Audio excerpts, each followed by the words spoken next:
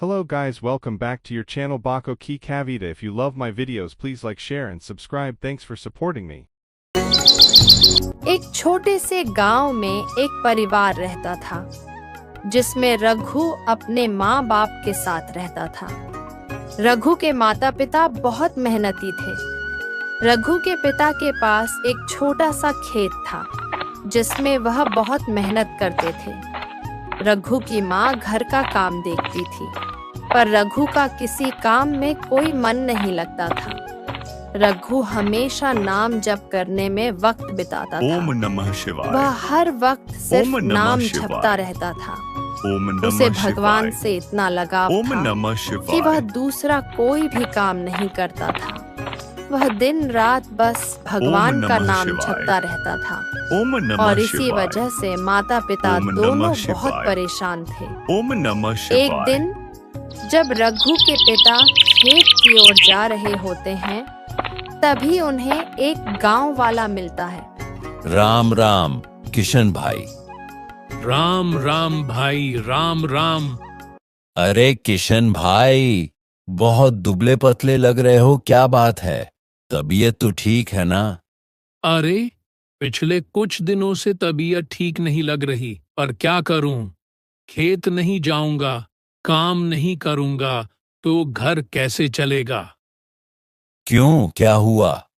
तुम्हारा लड़का तो बहुत बड़ा हो गया है ना? क्या वह तुम्हें काम में हाथ नहीं बंटाता? अपनी जगह उसे भेज दिया करो।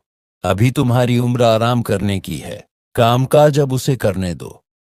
अरे भाई, तुम्हें क्या बताऊं? मेरा लड़का तो निकम्मा है। उसे किसी काम में कोई दिलचस्पी नहीं है।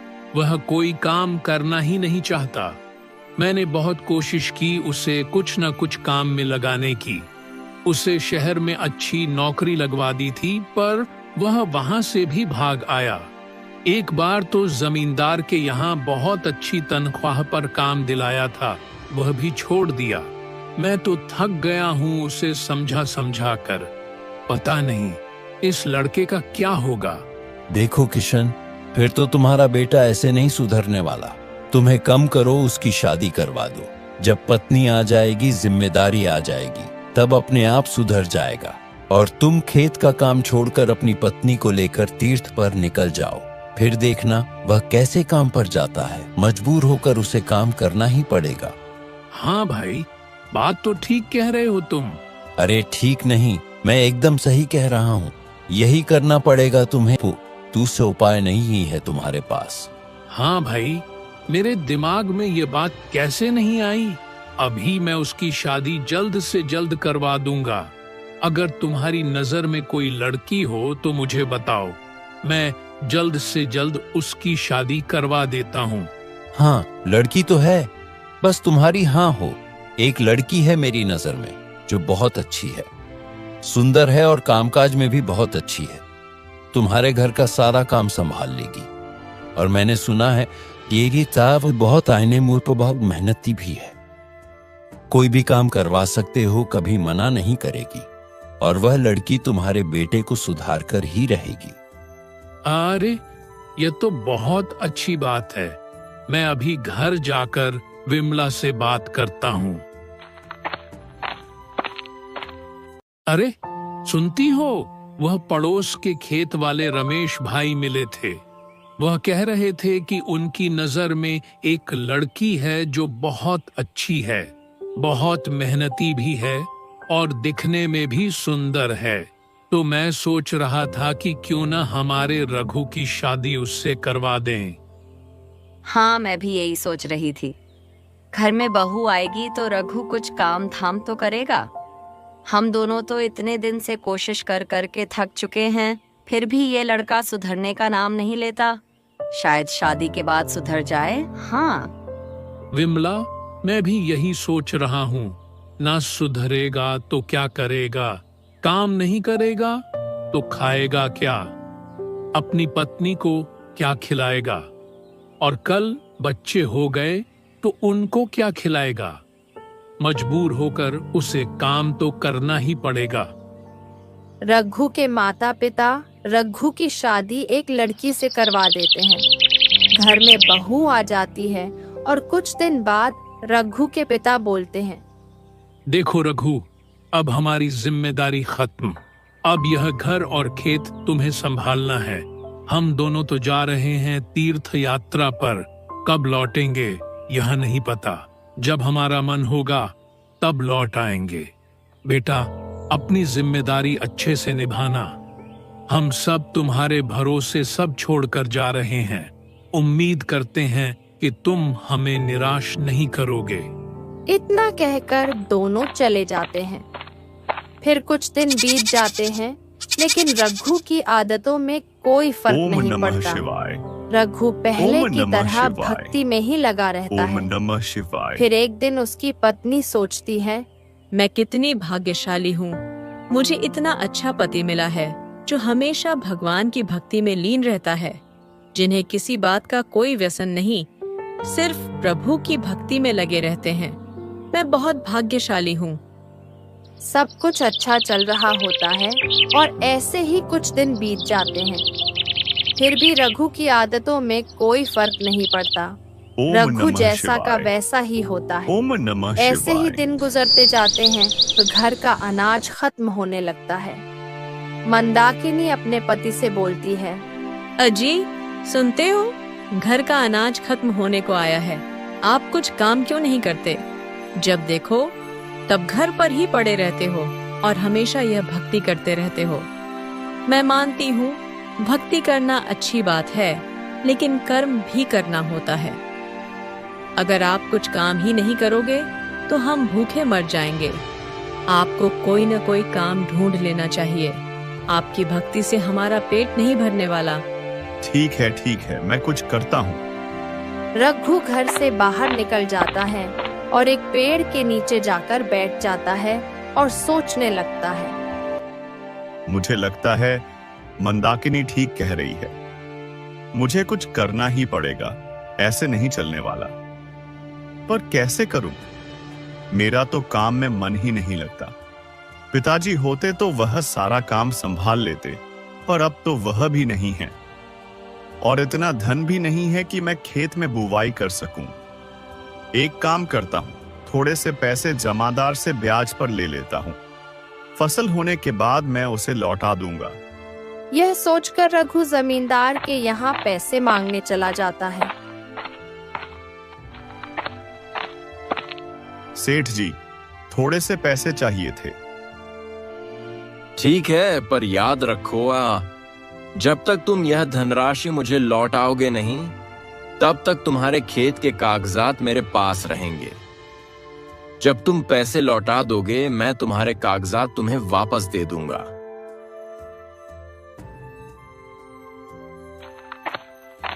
रघु मन ही मन सोचता है, प्रभु, खेत के लिए तो कर्ज उठा लिया है, अब आगे आप संभाल लेना।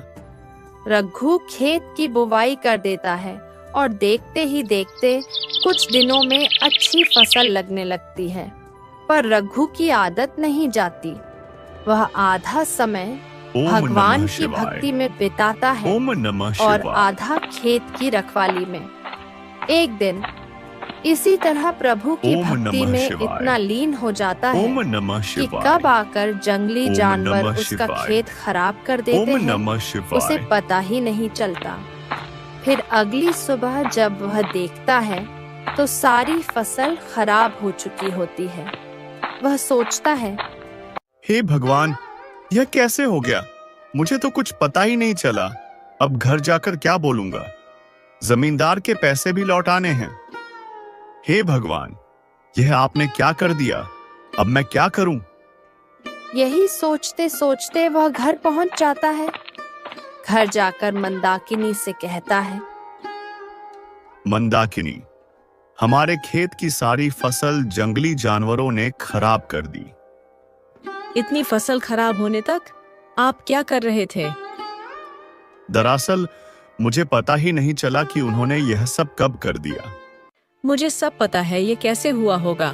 आप अपने नाम जप में इतने व्यस्त हो गए होंगे कि आपने ध्यान ही नहीं दिया होगा। इसी वजह से यह सब हुआ है। कुछ तो शर्म करो।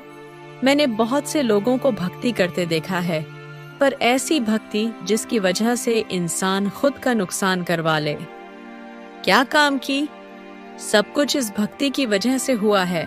आपकी इस भक्ति की वजह से आज हम इतनी मुसीबत में हैं और आप पूरी तरह से पागल हो गए हो। ऐसे ही कुछ दिन बीत जाते और घर का अनाज पूरी तरह से खत्म हो जाता है। मंदाकिनी रघु की आदतों से बहुत परेशान हो जाती है। रघु फिर भी घर ही बैठा रहता है, कोई काम नहीं करता। मंदाकिनी सोचती है, अब यह तो कुछ नहीं करेंगे, मुझे ही कुछ करना पड़ेगा। मेरी तो किस्मत ही फूट गई इस आदमी से शादी करके। मैंने क्या सोचा था और क्या हो गया। जब मैं शादी करके आई थी मुझे लगा मुझे बहुत अच्छा पति मिला है जो भगवान की भक्ति करता है, और आज पता चला एक दिन यही भक्ति हमें ले डूबेगी। आज उनकी भक्ति की वजह से ही घर में खाने को एक दाना नहीं है। अब मुझे कुछ करना पड़ेगा। ये कितना भी समझ लो, ये कुछ नहीं करेगा। ये खुद भी भूखा मरेगा और हमें भी भूखा मारेगा। मैं काम करती हूँ, कहीं खाना बनाने का काम ढूंढ लेती हूँ।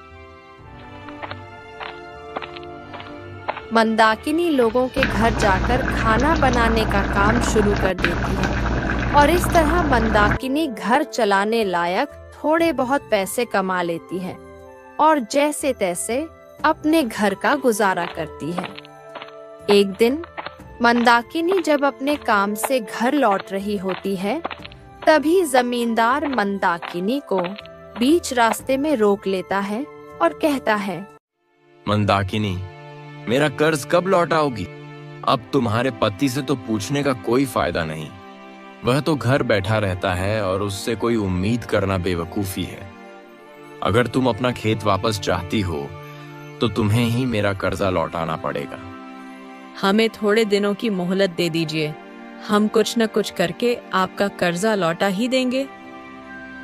ठीक है, लेकिन मैं तुम पर भरोसा करके तुम्हें कुछ दिनों की मोहलत देता हूँ। तुम्हारे पति पर मुझे बिल्कुल भरोसा नहीं है कि वह कुछ काम करेगा, इसलिए जल्दी करो। पर मैं ज्यादा इंतजार नहीं करूंगा। और मंदाकिनी इतना कहकर घर की ओर निकल जाती है। मंदाकिनी घर पहुंचते ही रघु को सुनाने लगती है, पता है, आज जमींदार ने मुझे बीच रास्ते में रोक लिया और कर्ज के पैसे मांगने लगा। वहां कई लोग थे। उन लोगों के सामने मेरी कितनी बेइज्जती हुई। उसने आपके बारे में भी बहुत बुरा भला कहा, पर मैं उसे कुछ न कह सकी क्योंकि इसमें उसकी कोई गलती नहीं है। गलती आपकी है। आपको पता था आपसे काम नहीं होने वाला, फिर आप क्यों गए थे सेठ के पास पैसे मांगने? अब हम कर्ज के पैसे कैसे लौटाएंगे? मंदाकिनी, तुम फिक्र मत करो, मुझे भगवान पर पूरा भरोसा है। वह कुछ न कुछ जरूर कर देंगे। आपसे तो बात करना ही बेकार है। आप अभी भी वहीं अटके हुए हैं। आपको नहीं पता, इसी वजह से आज हम इस मुसीबत में हैं। भगवान कभी किसी की मदद करने नहीं आते। हमें खुद की मदद खुद ही करनी होती है। भक्ति से पेट नहीं भरता, उसके लिए काम करना पड़ता है। पर आपको समझाने से कोई फायदा नहीं है। इतना ओम सब नमः होने के शिवाय। बाद भी रघु अपनी ओम भक्ति नमः में शिवाय। फिर से लग जाता है ओम नमः और मंदाकिनी लोगों के घर काम करने के लिए जाने लगती। ऐसे ही कुछ दिन बीत जाते हैं। फिर एक दिन जमींदार रघु के घर आता है और बोलता है, मैंने तुम्हें कुछ दिनों की मोहलत दी थी और वह दिन पूरे हो चुके हैं। वह मेरे पैसों का इंतजाम किया या नहीं? मैं अपने पैसे लेने आया हूँ। सेठ जी, अभी तो नहीं हो पाया। मुझे कुछ नहीं सुनना। अगर तुमने 1 सप्ताह में मेरे पैसे नहीं लौटाए तो मैं तुम्हारा खेत हड़प लूंगा। फिर तुम अपना खेत भूल जाना। मंदाकिनी बहुत परेशान हो जाती है। रघु वहां से उठकर बाहर चला जाता है और बाहर जाकर सोचने लगता है, हे प्रभु, अब आप ही का सहारा है, आप ही कुछ कीजिए। मैं जमींदार का कर्ज कहां से लौटाऊंगा? मेरे पास तो कोई रास्ता ही नहीं है। मैं क्या करूं प्रभु? मैं जैसा भी हूं, आपने ही मुझे ऐसा बनाया है। इसमें मेरी क्या गलती है? मैंने तो अपना जीवन आपको सौंप दिया है। मेरे सुख और दुख आप ही को देखना है प्रभु। मेरे सारे सुख और दुख आपके हैं प्रभु। अब आपको ही कुछ करना होगा। मैं सब कुछ आपके ऊपर छोड़ रहा हूं। देखते ही देखते एक सप्ताह बीत जाता है। फिर जमींदार रघु के घर आता है। रघु कहाँ है? मेरे पैसों का क्या हुआ? जी, वो तो घर पर नहीं है, कहीं बाहर गए हैं। अच्छा, उसे पता था कि मैं आने वाला हूं, इसलिए जानबूझकर बाहर भाग गया। उसे क्या लगता है, उसके ऐसे भागने से मैं पैसे छोड़ दूंगा? बिल्कुल भी नहीं। वैसे भी वह निकम्मा कहीं काम पर तो गया नहीं होगा। मुझे उसे पैसे देने ही नहीं चाहिए थे। जो आदमी खुद का घर नहीं चला सकता, खुद की पत्नी का पेट तक नहीं पाल सकता, वह कर्ज का पैसा कहां से लौटाएगा? इतना बेशर्म पति मैंने आज तक नहीं देखा, जो अपनी पत्नी के पैसों पर जीवन जी रहा है। खुद घर पर ऐश करता है और तुम्हें काम करने के लिए लोगों के घर भेजता है। उसे तो शर्म के मारे कहीं जाकर डूब मरना चाहिए। सेठ जी, आप उनके बारे में ऐसा मत कहिए। क्यों ना कहूं? तुम ही बताओ, क्या मैं झूठ बोल रहा हूं? सच कड़वा ही होता है।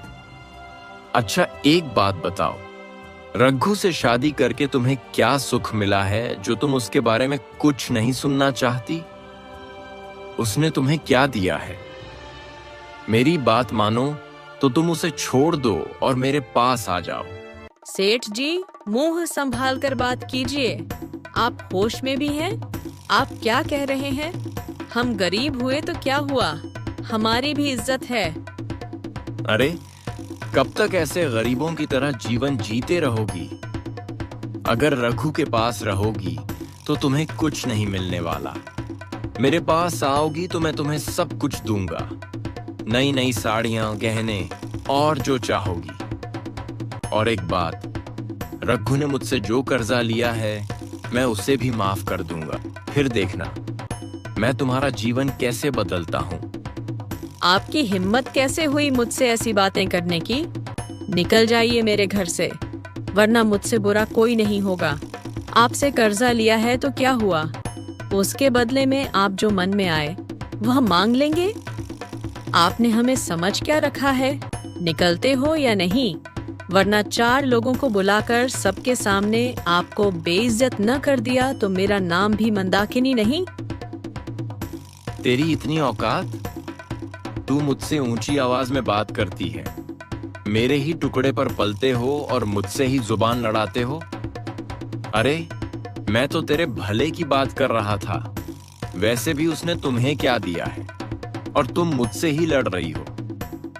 अब देख मैं क्या करता हूं।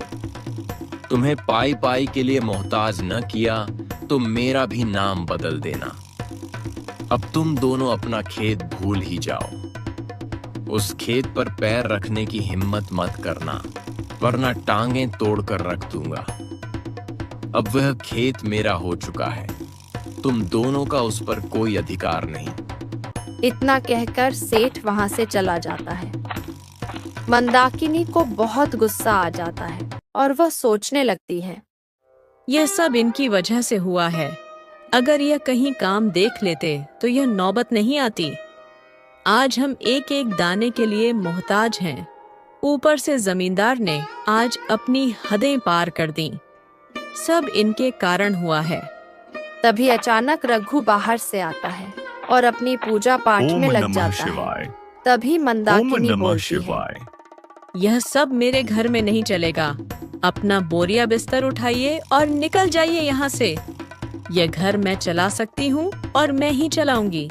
अब मुझे आपकी जरूरत नहीं। पता है आपकी वजह से आज जमींदार ने मुझे क्या क्या कहा। आपसे बात करना फिजूल है। आप बस चले जाइए मेरी नजरों के सामने से और फिर से अपना मुंह मत दिखाइएगा। जहाँ जाना है वहाँ चले जाइए। तुम ये क्या कह रही हो? मैं कहाँ जाऊंगा, कहाँ रहूंगा? यह सब आप अपने प्रभु से पूछिए और जहाँ रहना है वहाँ रहिए। बस अभी यहाँ से चले जाइए। इतना कहकर मंदाकिनी रघु को घर से बाहर निकाल देती है। रघु दूर जाकर एक पेड़ के नीचे बैठ जाता है और रोने लगता है और कहता है, हे प्रभु, ये आज मेरे साथ क्या हो रहा है? बचपन से आपकी भक्ति की है, उसके बदले में आज मुझे यह कैसी सजा मिल रही है? मंदाकिनी घर के बाहर बहुत परेशान होकर बैठी होती है। तभी अचानक वहाँ एक आदमी आता है जिसके पास एक थैली होती है जिसमें बहुत सारा सामान होता है। वह आदमी आकर मंदाकिनी के सामने खड़ा हो जाता है और बोलता है, बहन जी, रघु नाम का आदमी यही रहता है क्या? हाँ, वह यही रहते हैं। मेरे पति हैं वह। आप कौन हैं? क्या काम है? क्या उनसे भी कोई पैसे लिए थे? अरे नहीं नहीं, आप गलत समझ रही हैं। दरअसल आपके पति बहुत सालों से हमारे यहाँ काम कर रहे हैं, लेकिन आज तक उन्होंने कभी अपनी तनख्वाह नहीं ली। मैं उनकी तनख्वाह देने आया हूँ। इतना कहकर वह आदमी वह थैली मंदाकिनी को दे देता है और वहां से चला जाता है। उसके जाने के बाद मंदाकिनी उस थैली को खोलकर देखती है और उसकी आंखें फटी की फटी रह जाती हैं। उसे थैली में बहुत सारे सोने के सिक्के, गहने, हीरे जवाहरात और बहुत सारा धन भी मिलता है।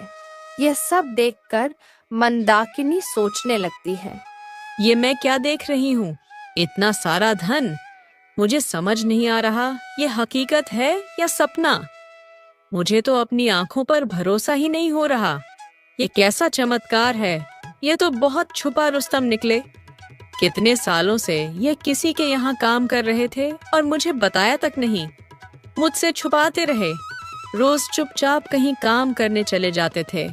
इनके मालिक के पास कितना धन होगा जो इन्होंने तनख्वाह के बदले में इतना कुछ दिया है। जरूर उनके मालिक बहुत ही ज्यादा धनवान होंगे। हाय, मैं न जाने इनके बारे में क्या क्या सोच रही थी और गुस्से में आकर इन्हें बाहर तक निकाल दिया। मुझे जल्दी जाकर इन्हें ढूंढना होगा। पता नहीं कहाँ गए होंगे। मंदाकिनी दौड़ती हुई जाती है और रघु को ढूंढने लगती है।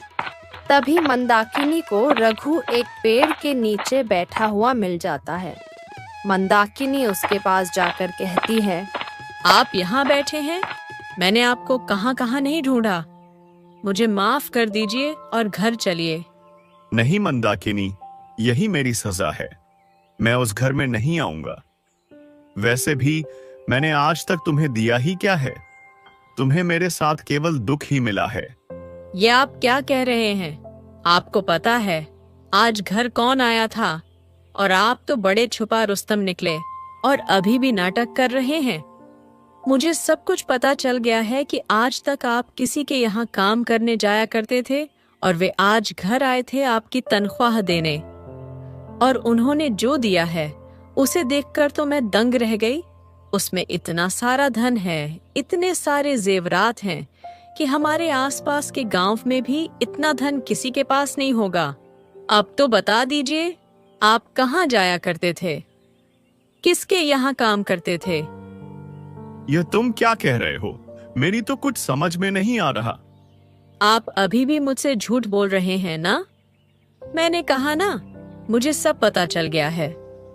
अब सच छुपाने से कोई फायदा नहीं।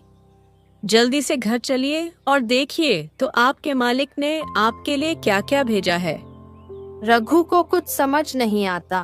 वह मंदाकिनी के साथ घर जाता है और घर जाकर इतना सारा धन और आभूषण देखकर उसकी आंखें भर आती हैं। वह मंदाकिनी से कहता है, मंदाकिनी, यह सब ईश्वर की कृपा है। तुम्हें जो आदमी यह सब देने के लिए आया था वह कोई आम आदमी नहीं था। वह साक्षात ईश्वर ही थे जिनकी भक्ति मैं बचपन से करता आ रहा हूं। देखो मंदाकिनी, आज उन्होंने मुझे उसके फलस्वरूप क्या दिया है जिसकी मैंने कभी कल्पना भी नहीं की थी। मुझे माफ कर दीजिए, मैंने आपको बहुत बुरा भला कहा। सच में जब एक भक्त को भगवान की जरूरत होती है तब वे किसी न किसी रूप में आकर उनकी सहायता कर ही जाते हैं। आज तो मैंने साक्षात यह चमत्कार होते हुए देख लिया। अब मैं आपको और आपकी भक्ति को लेकर कभी नहीं टोकूंगी। मुझे माफ कर दीजिए। आखिर हमें उन्हीं का सहारा है। आज यह सब उन्होंने ही हमें दिया है।